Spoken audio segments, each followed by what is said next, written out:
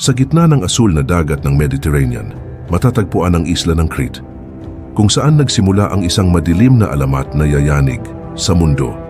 Isang lihim na nakatago sa ilalim ng lupa, isang maze na walang hangganan, ang naging bilangguan ng isang nilalang na kinatatakutan ng lahat. Mula sa mga anino, maririnig ang mabigat na paghinga. Maligayang pagdating sa mythology file. Ito ang kwento ng Minotaur. Ang Minotaur. Sino nga ba talaga ang halimaw sa loob ng labyrinth? Alamin natin ang katotohanan sa likod ng mito. Sa unang tingin, siya ay isang dambuhalang may katawan ng tao at ulo ng toro. Ngunit ang kanyang pinagmulan ay puno ng sumpa. Si Asterion, na mas kilala bilang Minotaur, ay bunga ng galit ni Poseidon kay Haring Minos. Isang parusa na naging isang bangungot. Ang bawat hakbang sa loob ng maze na ito ay maaaring huli na. Ang mga buto sa sahig ay saksi sa kalupitan ng nilalang na ito. Nararamdaman mo ba? Ang presensya niya ay bumabalot sa bawat sulok, isang gutom na hindi kailanman mapapawi. Ngunit ito ba ay purong alamat lamang? Ang palasyo ng Knossos ay nagtataglay ng mga ebidensya ng isang kulturang sumasamba sa toro. Ang bull-leaping frescoes ay nagpapakita ng ugnayan ng tao at hayop, isang ritual na maaaring naging basehan ng ating mga kwento. Sa pagitan ng kasaysayan at mitolohiya, ang Minotaur ay nananatiling simbolo ng ating pinakamalalim na takot at misteryo. Habang lumulubog ang araw sa Crete, ang labyrinth ay muling nananahimik. Ngunit ang kwento ay hindi pa tapos. Sa susunod, ang pagpasok ni Theseus. Sa bawat alamat, may isang simula. Ngunit hindi lahat ng simula ay bunga ng pag-asa.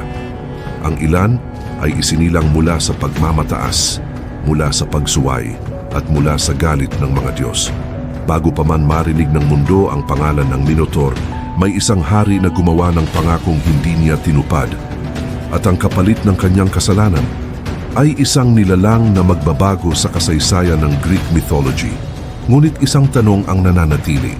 Kasalanan ba ng halimaw ang sarili niyang kapanganakan? O isa lamang siyang inosenteng isinilang dahil sa mga kasalanan ng iba? Ayon sa sinaunang Greek mythology, ang Minotaur ay isinilang sa kaharian ng Crete. Ang kanyang ina ay si Reyna Pasipae, asawa ni Haring Minos. Ngunit ang kanyang ama ay hindi isang tao, kundi isang pambihirang puting toro na ipinadala ni Poseidon. Nang humiling si Haring Minos ng tanda mula kay Poseidon upang patunayan ang kanyang karapatang mamuno, nagpadala ang Diyos ng isang napakagandang puting toro mula sa kailaliman ng dagat. Kapalit nito, nangako si Minos na ihahandog ang toro bilang sakripisyo. Ngunit nang makita niya ang pambihirang kagandahan ng hayop, nagbago ang kanyang isip. Sa halip na tuparin ang kanyang pangako, inilihim niya ang banal na toro at ibang hayop ang kanyang inialay. Para sa isang Diyos, isa itong matinding paglapastangan. Hindi pinarusahan ni Poseidon si Minos sa pamamagitan ng digmaan. Hindi rin niya winasak ang kaharian. Sa halip, nagpadala siya ng isang sumpang walang sinumang makalilimot. Ayon sa alamat, ginawa ni Poseidon na magkaroon si Reyna Pasipae ng hindi maipaliwanag na pagnanasa sa banal na toro. Isang sumpang nagbunga ng isang nilalang na hindi kabilang sa mundo ng tao at hindi rin sa mundo ng hayop. At dumating ang araw na isinilang ang sanggol. Ngunit ang inaasahan ng kaharian ay hindi ang kanilang nasilayan. Ang sanggol ay may katawan ng tao, ngunit ulo ng isang toro, isang nilalang na walang kasalanan, ngunit agad na itinuring na isang halimaw. Hindi isinilang ang Minotaur upang magdala ng kasamaan. Isinilang siya bilang paalala na ang pagmamataas, ang pagsisinungaling at ang paglabag sa pangako ay may kapalit. Ngunit narito ang tanong na bihirang itanong. May kasalanan ba ang Minotaur? Pinili ba niyang magkaroon ng anyong kalahating tao at kalahating toro? Pinili ba niyang maging bunga ng sumpa?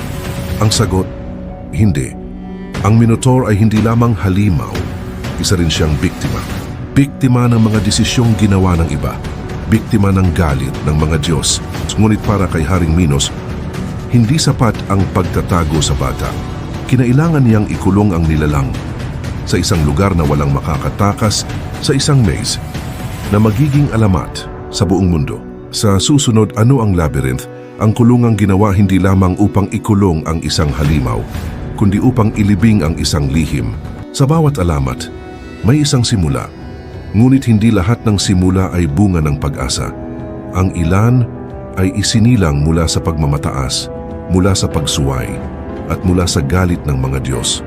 May mga kulungang gawa sa bakal, may mga piitang gawa sa bato. Ngunit sa buong Greek mythology, may isang kulungan na mismong pag-asa ang unang pumapatay. Isang lugar na hindi lamang humahadlang sa paglabas, kundi unti-unting kumakain sa isip ng sino mang papasok. Walang mga palatandaan, walang direksyon, walang dulo. At sa pinakasentro nito, may isang nilalang na naghihintay, tahimik, ngunit hindi kailanman natutulog. Ito ang labyrinth, isa sa pinakadakilang misteryo ng sinaunang Greece. Ngunit ano nga ba talaga ang lugar na ito? Sa Greek mythology, ang labyrinth ay isang napakalaking maze na itinayo sa ilalim ng kaharian ng Crete. Hindi ito ordinaryong gusali, hindi rin ito simpleng kulungan. Isa itong napakakomplikadong estruktura na idinisenyo upang lituhin, ikulong, at alisin ang anumang pag-asang makatakas. Sa gitna nito, ikinulong ang Minotaur, ang halimaw na isinilang mula sa sumpa ng mga Diyos. Ngunit walang maze na kusang nabubuo. May isang tao sa likod ng pambihirang disenyo nito. Ayon sa alamat, ang labyrinth ay nilikha ni Daedalus, isang bantog na imbentor, arkitekto, at henyo ng sinaunang Greece. Sinasabing ang kanyang talino ay lampas sa kanyang panahon. Mga gusaling imposible para sa iba, nagiging realidad sa kanyang mga kamay. At ang kanyang pinakadakilang obra ay ang labyrinth. Hindi ginawa ang labyrinth upang maging maganda. Ginawa ito upang maging imposible. Ang bawat liko ay maaaring magbalik sa pinanggalingan. Ang bawat pasilyo ay maaaring humantong sa wala.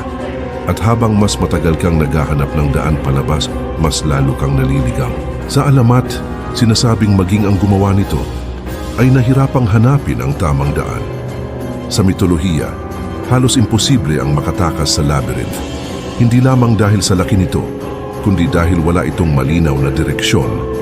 Karamihan sa mga pumapasok ay hindi na muling nakalalabas.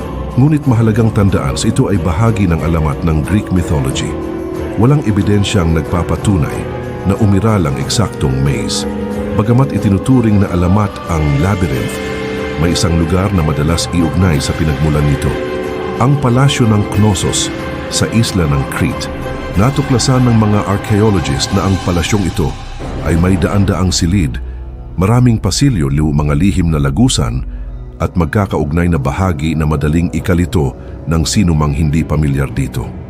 May mga scholar na naniniwalang maaaring ito ang naging inspirasyon ng alamat ng labyrinth.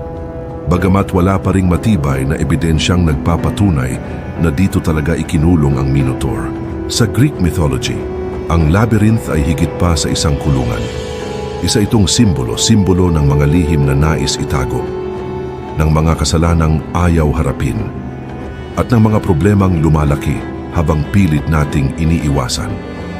Sa paglipas ng panahon, ginamit din ito bilang larawan ng paglalakbay ng tao sa sariling isipan, isang maze ng takot, pagdududa, at paghahanap ng katotohanan. Hindi itinayo ang labyrinth upang protektahan ang Minotaur. Itinayo ito upang protektahan ang mundo mula sa kanya. Ngunit may isa pang pananaw. Marahil, hindi lamang ang mga tao ang iniligtas ng maze.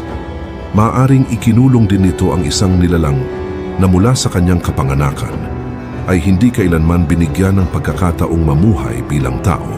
Sa halip na maunawaan, siya ay itinago. Sa halip na tulungan, siya ay ikinulong. At sa gitna ng napakalawak na maze, unti-unti siyang naging halimaw na kinatatakutan ng buong Greece. Ngunit kahit gaano kakomplikado ang labyrinth, may isang tao na naglakas loob na pasukin ito. Isang prinsipim, isang bayani na handang harapin ang halimaw sa gitna ng dilim. Ngunit sino siya? At bakit niya isinugal ang kanyang buhay? Sa loob ng napakaraming taon, may isang nilalang na hindi kailanman nakakita ng tunay na kalayaan. Hindi siya hari, hindi siya mandirigma, at marahil hindi rin siya ang halimaw na iniisip ng lahat. Sa puso ng labyrinth may isang bilanggo, tahimik nag-iisa at hinihintay ang isang kapalarang hindi niya kailanman pinili.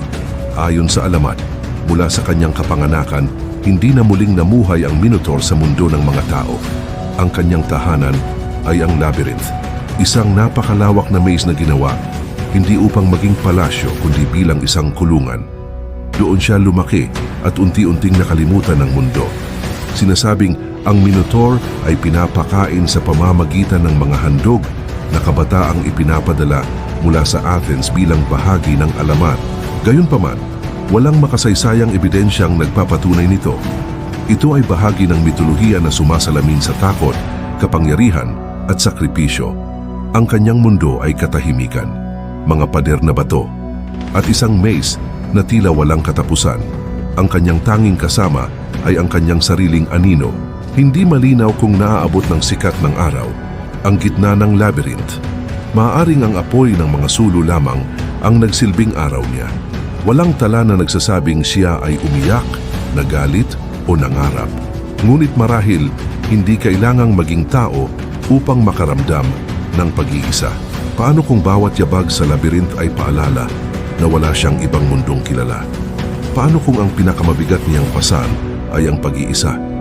Tinawag natin siyang halimaw, ngunit bihira nating itanong kung sino ang unang nagkulong sa kanya. Hindi niya pinili ang kanyang kapalaran. Sa pananaw ng marami, maaari rin siyang ituring na isang trahedyang tauhan. Isang bilanggo mula sa mga kasalanan at sumpang hindi kanya. Ngunit sa labas ng Crete, may isang lungsod na napilitang magbayad ng napakabigat na kabayaran taon-taon. Hindi bilang mga mandirigma, kundi bilang bahagi ng isang sinaunang kasunduan. Bakit pumayag ang Athens sa madilim na tradisyong ito? Sa susunod ang sakripisyo ng Athens, isang alamat ng kapangyarihan, takot at isang utang na binayaran. Sa bawat paglalayag, may mga magulang na hindi alam kung muli pa nilang makikita ang kanilang mga anak. At sa dulo ng paglalakbay, naghihintay ang isang maze at ang halimaw sa gitna nito. Ayon sa Greek mythology, hindi nagsimula ang lahat sa Minotaur. Nagsimula ito sa isang trahedya. Isang anak ni Haring Minos ang namatay sa Athens. Bilang ganti, naglunsad ang Crete ng digmaan laban sa lungsod. Sa huli, natalo ang Athens. At upang mapanatili ang kapayapaan, napilitan itong tanggapin ang isang mabigat na kasunduan. Sa pinakakilalang bersyon, 7 binatang lalaki at 7 dalagang babae ang ipinapadala mula sa Athens patungo sa Crete. Sila ang tinatawag na tributo, isang handog na para sa Minotaur na naninirahan sa gitna ng labyrinth. May mga salaysay na nagsasabing sila ay pinili sa pamamagitan ng palabunutan. Anuman ang paraan, iisa ang kanilang kapalaran. Isang paglalakbay na ayon sa alamat ay maaaring wala ng balikan. Bakit hindi lumaban ang Athens? Ang Crete noon ay isa sa pinakamakapangyarihang kaharian sa rehiyon. Hindi lamang nila kinatatakutan ang Minotaur, kundi pati ang kapangyarihan ni Haring Minos. Ang takot ay paulit-ulit na bumabalik hanggang may maglakas loob na tumigil dito. Ang alamat na ito ay paalala na ang maling desisyon ng mga pinuno ay maaring ipasa sa susunod na salinlahi. Ngunit sa isang paglalayag, may isang kabataang voluntaryong sumama. Ang kanyang pangalan ay Theseus at ang kanyang pagdating ang magsisimula sa pinakadakilang laban sa kasaysayan ng Greek mythology. Sa bawat alamat may isang halimaw, ngunit sa bawat halimaw may isang taong handang tumayo laban dito. Hindi dahil siya ang pinakamalakas, kundi dahil siya ang unang tumangging mamuhay sa takot. Habang ang buong Athens ay yumuyuko sa isang sinaunang kasunduan, may isang kabataang nagpasyang baguhin ang kapalaran ng kanyang bayan. Ang kanyang pangalan ay Theseus. Ngunit sino nga ba talaga ang lalaking haharap sa pinakakinatatakutang nilalang ng Greek mythology? Sa Greek mythology, si Theseus ay isa sa pinakadakilang bayani. Itinuturing siyang anak ni Aegeus, ang hari ng Athens. May iba ring alamat na nag-uugnay sa kanya sa Diyos ng dagat na si Poseidon. Mula sa kanyang kabataan, ipinakilala na siya bilang pambihira, lakas, talino at katapangan. Ngunit higit sa lahat, mayroon siyang matibay na paninindigan sa gitna ng paghihirap ng kanyang bayan. Sa bawat pagpapadala ng tributo, paulit-ulit na nasasaktan ng Athens. Mga kabataang umaalis na maaaring hindi na muling makauwi. Hindi ito matanggap ni Theseus, kaya sa halip na manatiling ligtas, nagboluntaryo siyang sumama sa mga kabataang ipinadadala sa Crete. Hindi bilang isang biktima, kundi bilang isang taong handang wakasan ang alamat. Hindi naghahanap ng kayamanan o katanyagan si Theseus. Ang kanyang layunin ay palayain ang Athens mula sa takot at harapin ang nilalang na walang sinumang naglakas loob labanan. Para kay Theseus, ang tagumpay ay hindi lamang ang pagpatay sa halimaw, kundi ang pagbibigay ng pag-asa sa kanyang bayan. Sa mga sinaunang Griego, hindi sapat ang pagiging malakas. Ang tunay na bayani ay handang isugal ang sariling buhay para sa iba. Si Theseus ay naging simbolo ng katapangan, pamumuno at sakripisyo. Hindi lamang siya mandirigma, kundi isang bayani sa kasaysayan. Maraming bayani ang may pambihirang lakas, ngunit ang pinakamalaking sandata ni Theseus ay ang kanyang tapang na humakbang pasulong. Kahit alam niyang maaring wala ng balikan, naniwala siyang may katapusan ng bawat kadiliman. Marami ang lumalaban para sa karangalan. Ngunit si Theseus lumaban upang tapusin ang takot. Pinili niya ang landas na walang kasiguruhan. Iyon ang dahilan kung bakit hanggang ngayon naalala siya bilang isang bayani. Ang kabayanihan ay nasusukat sa tapang na harapin ang laban. Kahit alam mong maaring hindi ka na makabalik. Ngunit may isang problema. Walang sino man ang nakalalabas sa labyrinth.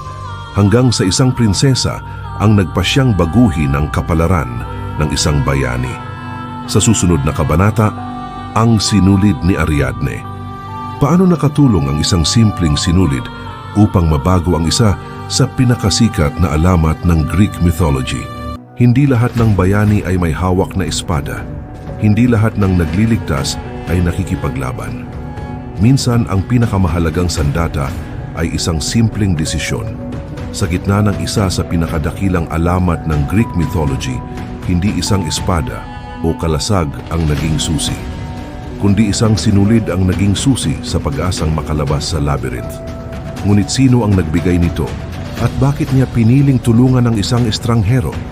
Sa Greek mythology, si Ariadne ay anak ni Haring Minos at Reyna Pasiphae. Siya ay isang prinsesa ng Crete at kapatid sa ama ng Minotaur. Lumaki siya sa loob ng kahariang nagtatago ng isa sa pinakamadilim na lihim sa buong Greece. Ngunit hindi siya naalala dahil sa kanyang dugong maharlika. Naalala siya dahil sa isang pasyang nagpabago sa kasaysayan ng alamat. Nagkakaiba ang mga sinaunang salaysay.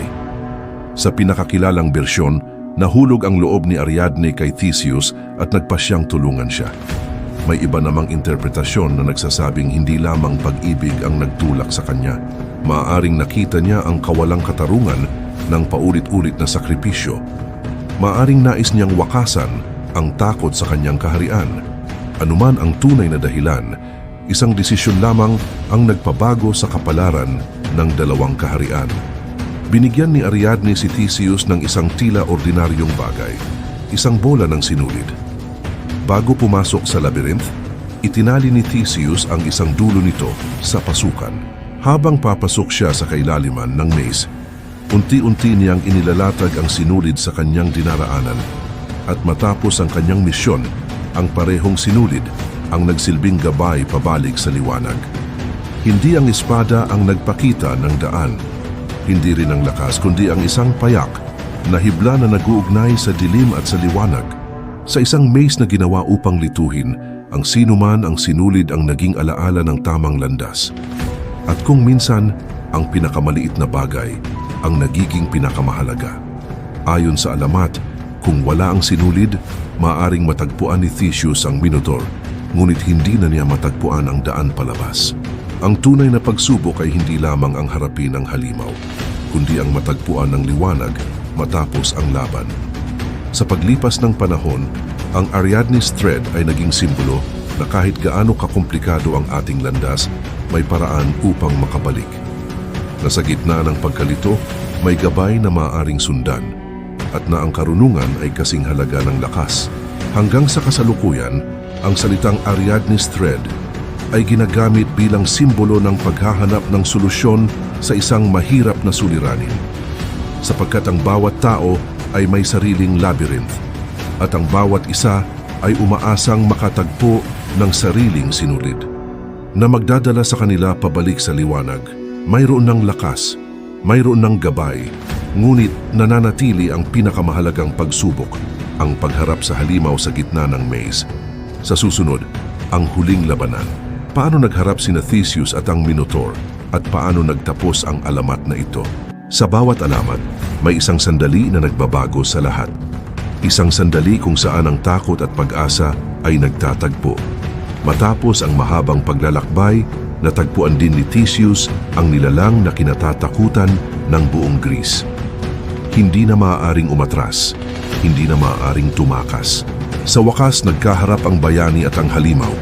Ayon sa pinakakilalang bersyon ng alamat, narating ni Theseus ang pinakasentro ng labyrinth. Doon sa isang malawak na bulwagan, una niyang nasilayan ang Minotaur. Dalawang nilalang na parehong naging bihag ng kanilang kapalaran. Isa na kusang pumasok sa maze at isa na hindi kailanman nakalabas. Hindi malinaw kung sino ang unang kumilos. Ngunit sa maraming bersyon, ang Minotaur ang unang lumapit kay Theseus. Hindi lamang bilang isang halimaw, kundi bilang tagapagbantay ng maze. At si Theseus ay nanatiling matatag, handang harapin ang laban. Nagkakaiba ang mga sinaunang kwento tungkol sa mismong laban. May mga salaysay na nagsasabing gumamit si Theseus ng espada. May iba namang nagsasaad na lakas at husay lamang ang kanyang sandata. Ano man ang eksaktong nangyari, iisa ang naging wakas ng alamat. Natalo ang Minotaur at sa unang pagkakataon natahimik ang puso ng labyrinth. Isa ito sa mga pinagtatalunang bahagi ng alamat. May ilang manunulat na nagsasabing may dala siyang espada, samantalang ang iba ay tanging tapang. Dahil magkakaiba ang mga sinaunang sanggunian, hindi tiyak ang tunay na bersyon. Matapos ang laban, hindi na natili si Theseus sa gitna ng labyrinth. Sinundan niya ang sinulid ni Ariadne, ang gabay na nagdala sa kanya pabalik sa liwanag. Kasama ang mga kabataang nailigtas, iniwan nila ang Crete. Nagtapos ang isa sa pinakamadilim na yugto ng kwento.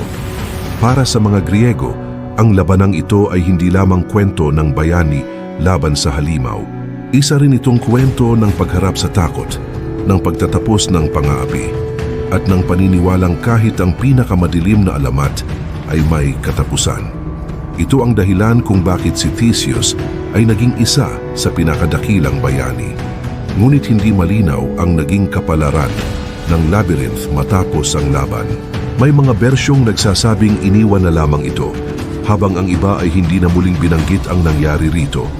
Ngunit sa paglipas ng panahon, ang maze ay naging simbolo ng mga lihim, ng takot, at ng mahirap na paglalakbay tungo sa katotohanan. Nagtapos na nga ba ang alamat ng mamatay ang Minotaur? O nagsimula lamang ang mas malalim na kahulugan nito sa susunod ang pamana ng Minotaur? Bakit nananatiling buhay ang alamat matapos ang libu-libong taon? At ano ang tunay na kahulugan ng halimaw at ng labyrinth sa kasaysayan, kultura at isipan ng tao? Ang halimaw ay natalo. Tahimik na ang labyrinth. Lumipas ang mga kaharian. Naglaho ang mga hari. Ngunit isang pangalan ang hindi kailanman nawala, Minotaur.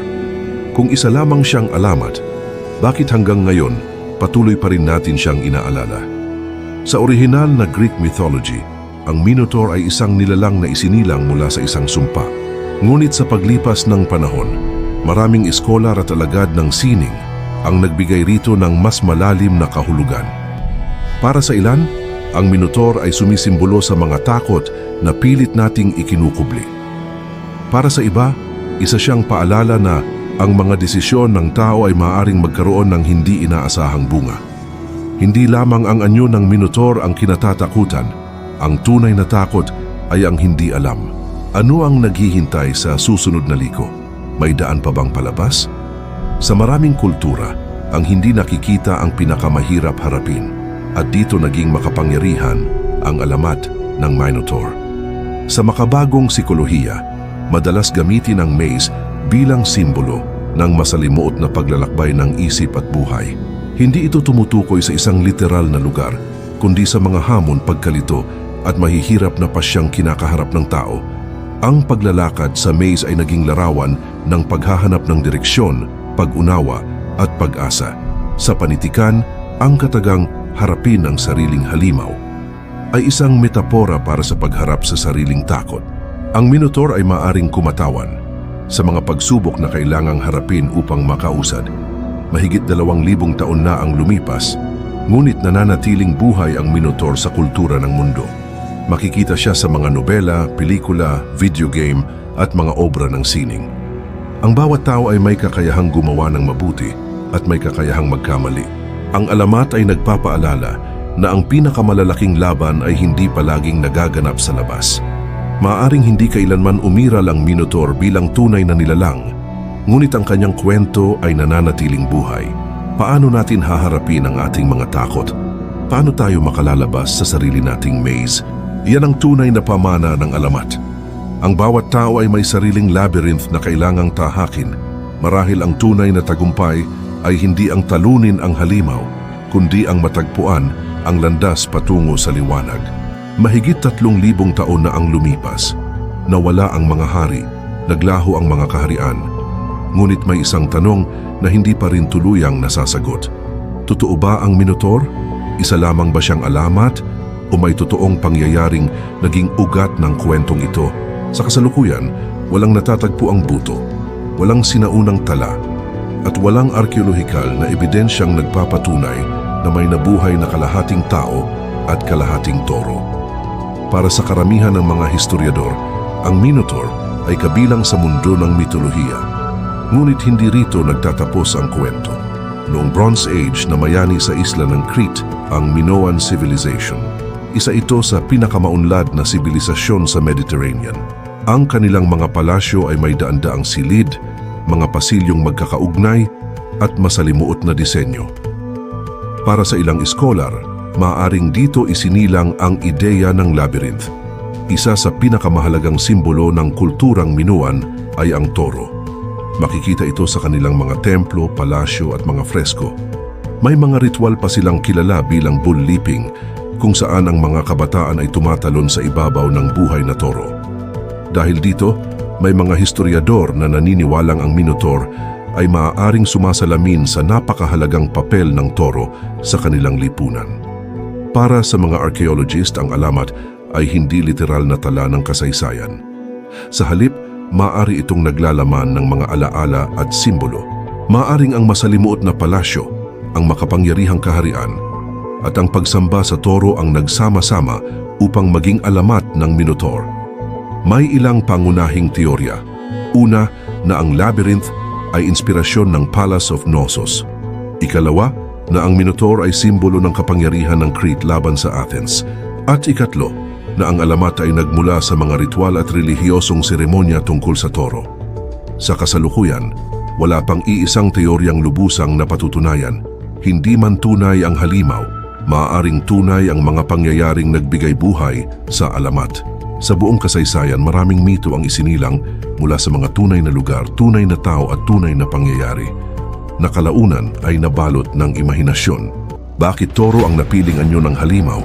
Sa sinaunang Greece, ang toro ay madalas na kaugnay ng lakas, pagkamayabong at kapangyarihan. Sa ilang alamat, nagbabagong anyo rin bilang toro ang mga Diyos, kabilang si Zeus. May iba pa bang katulad ng Minotaur? Sa iba't ibang kultura, may mga nilalang na pinagsasama ang katangian ng tao at hayop. Ipinapakita nito kung paanong ginagamit ng maraming kabihasnan ng ganitong mga nilalang bilang simbolo ng mga puwersang mahirap maunawaan. Ano ang pinakamalaking maling akala tungkol sa Minotaur? Na isa lamang siyang halimaw. Sa maraming modernong pagbasa, isa rin siyang trahedyang tauhan. Isang nilalang na isinilang dahil sa sumpa at mga pasyang hindi niya pinili. Bakit hindi siya pinatay agad ni Haring Minos? Hindi nagbibigay ng iisang sagot ang mga sinaunang salaysay. May mga interpretasyong nagsasabing pinili siyang ikulong dahil siya ay anak ng maharlikang pamilya o bahagi ng parusang ipinataw ng mga Diyos. May paraan ba sana upang mailigtas ang Minotaur? Walang malinaw na sagot sa mitolohiya. Ito ay nananatiling isang tanong na bukas sa interpretasyon. Paano kung nakatakas siya sa labyrinth?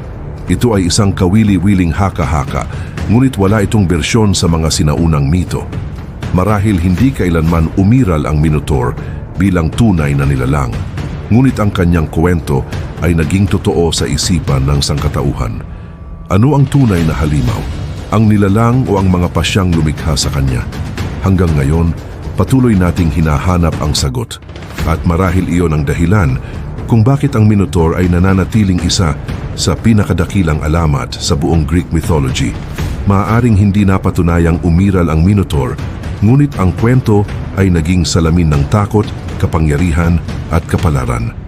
Itinuro sa atin ng labyrinth na ang pinakamahirap na daan ay hindi palaging nasa harapan natin. Minsan, ito ay nasa ating sariling isipan. At itinuro ni Theseus na ang tunay na katapangan ay hindi ang kawalan ng takot, kundi ang pagpiling humakbang kahit hindi tiyak ang kahihinatnan. Ang pinakamalalim na aral ay hindi tungkol sa halimaw, kundi tungkol sa tao. Ang mga halimaw ay hindi laging isinilang na masama. Sila ay nabubuo dahil sa kasakiman, pagmamataas at pagkakamali ng iba. Iyan ang walang kupas na aral ng Minotaur. Ang bawat pasya ay may bunga. Ang bawat tao ay may sariling labyrinth na kailangang tahakin at sariling halimaw na kailangang harapin. Maraming salamat sa inyong pagsama sa Mythology Files.